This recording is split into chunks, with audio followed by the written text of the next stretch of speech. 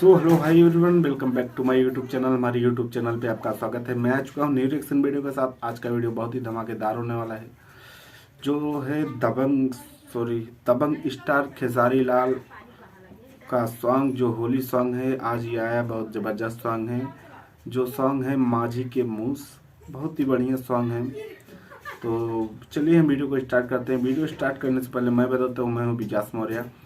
तो चलिए, अगर ये वीडियो स्टार्ट करता हूँ, अगर ये वीडियो हमारा पसंद आएगा तो हमारे चैनल को प्लीज़ सब्सक्राइब कीजिए और वीडियो को लाइक कीजिए। कमेंट में ज़रूर बताना कि हमारा वीडियो कैसा लगा, और जिस वीडियो पर रिएक्शन करवाना है तो कमेंट में ज़रूर लिखना, हम उस पर रिएक्शन कर देंगे।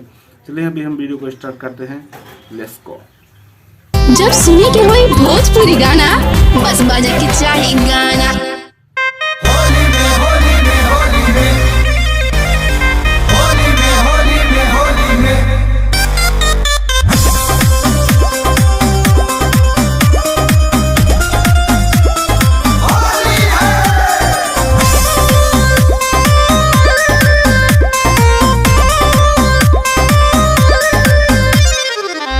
बबुआन लोग के खोलिया से लाठी देखी भागे रही टोलिया से।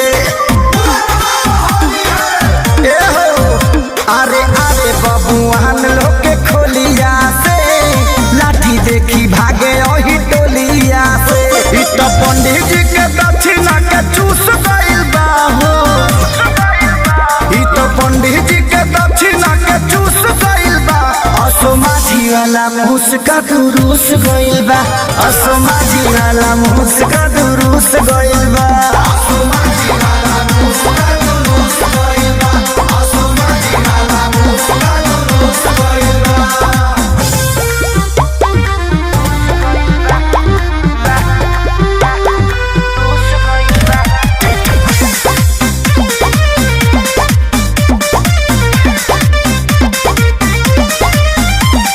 होली के उमंग में दबंग भइल बा रे, रात पूरब टोलिया में रंग भइल बा रे।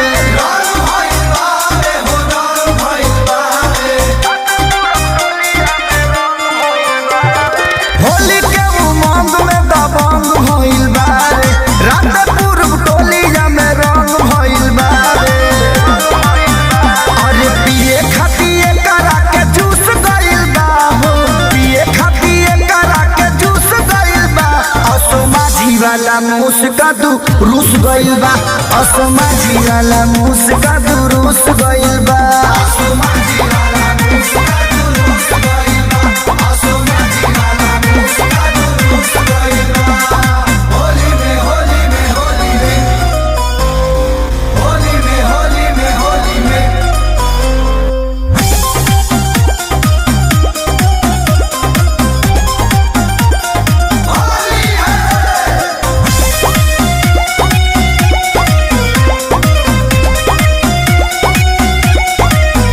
अरे कृष्णा पे दौरा दिखे सारी के, रंग लगे छोड़े पिचकारी के।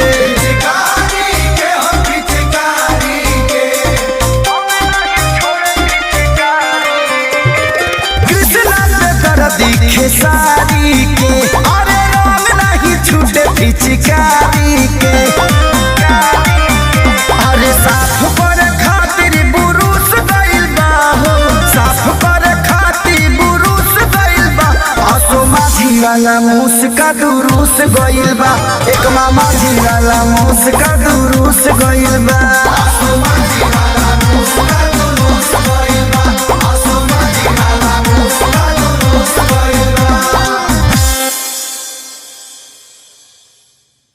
इ तो पंडित जी के दक्षिणा के चूस गइल बा, असमाजी वाला मुस्का दुरुस गइल बा, असमाजी वाला मुस्का दुरुस गइल बा।